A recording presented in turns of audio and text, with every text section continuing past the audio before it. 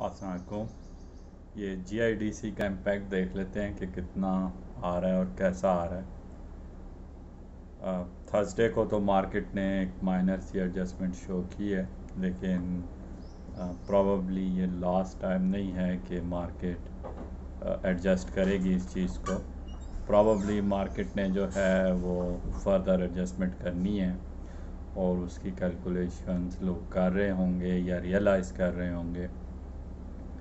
अब अगर देखा जाए तो फर्टिलाइज़र सेक्टर को बहुत ह्यूज हिट मिली है, प्रॉबली 110 या इससे ज़्यादा बिलियन रुपीस की हिट है उनको।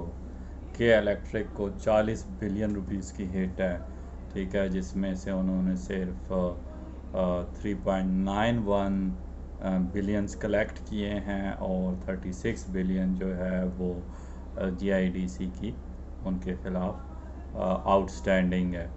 इस तरह पावर प्लांट्स को, आईपीपीज़ को ह्यूज हिट है, ठीक है।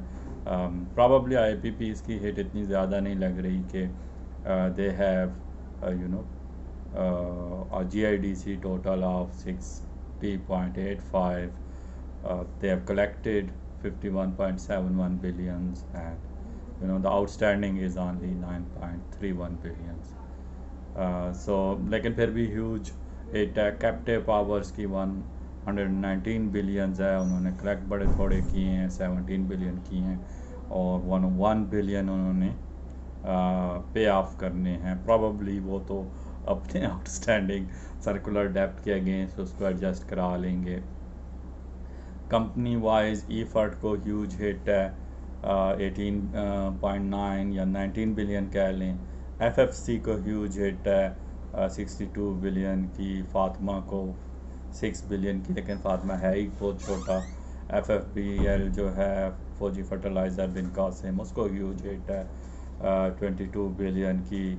एमएलसीएफ को काफ़ी छोटी सी हिट है, 286 मिलियन की।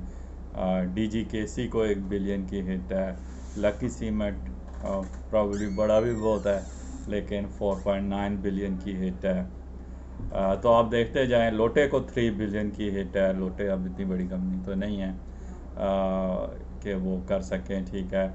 और उसमें से उन्होंने जो अरेंज करने हैं वो 7.68 बिलियन उन्होंने अरेंज करने हैं, ठीक है।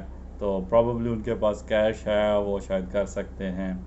और हो ये रहा है कि ये एक्सपेक्टेड ये है कि ये 24 मंथ्स में पे करेंगे, यानी 24 मंथली इंस्टॉलमेंट्स होंगी जिसमें ये पे करेंगे। बहरहाल ओवर 400 बिलियंस की हिट है। Some people are saying that the total amounts would turn out to be close to 700 billion. अब उनकी क्या कैलकुलेशन है, वो कैलकुलेशंस तो अभी सामने नहीं आई, लेकिन हो सकता है कि उनकी कैलकुलेशंस सही हों। इन्होंने सिर्फ जो है वो एक पोर्शन को कैलकुलेट किया हो और मोर रिसेंट जो है वो उन्होंने उसको कैलकुलेट ना किया। अब ये है कि फंडामेंटली इसकी पोजीशन तो क्लियर थी कि गवर्नमेंट टैक्सेस थे, लोगों ने कलेक्ट किए हुए थे, ठीक है ना। और गवर्नमेंट की जो नेशनल एग्जीक्यूटिव होता है उसमें हम जमा नहीं कराए हुए थे, तो ऐसा तो हो नहीं सकता कि आप ना करें, ठीक है। This is in it self a crime कि आप गवर्नमेंट टैक्स कलेक्ट करें गवर्नमेंट के नाम पे और अपने अकाउंट में डाल लें या उसको आगे पीछे कर लें। बहरहाल पाकिस्तान में होता रहता है। This is quite normal.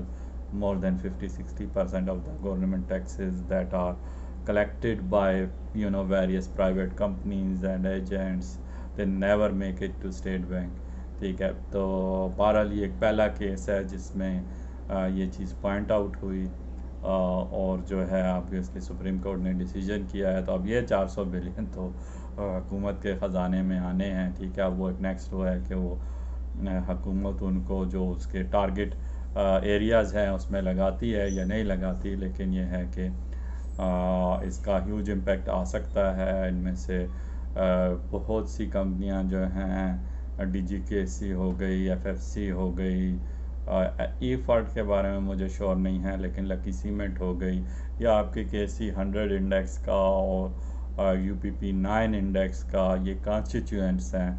सो अगर ये 5-10 रुपए भी लूज़ करती हैं तो आपका इंडेक्स जो है वो मतलब ये है कि वो काफ़ी सारा लूज़ करेगा, ठीक है। और उसके नतीजे में ऑब्वियसली स्नोबॉल इफ़ेक्ट में दूसरी कंपनियां लूज़ करेंगी।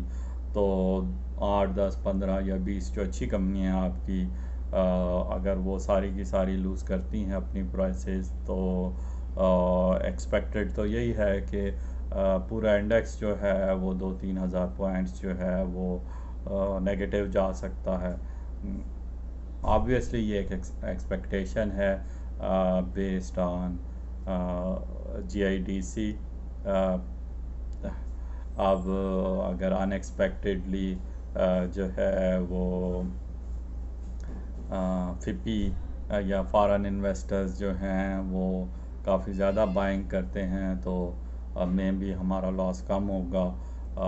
लॉस रुकने के चांसेस कम है, नीचे तो जाना ही है, ठीक है। इसीलिए कि अगर फॉरेन इन्वेस्टर्स इन्वेस्ट करते भी हैं तो उनको क्या पड़े कि वो नेक्स्ट फ्यू डेज़ में जो है वो आपकी मार्केट को रेस्क्यू करने आ जाएं। उनकी तो कोशिश होगी कि चलो गिरने दो, और उसके बाद जो है वो जब नीचे गिरने के बाद एक स्टेबल पॉइंट आएगा तो वहाँ पे जाके बाइंग करें।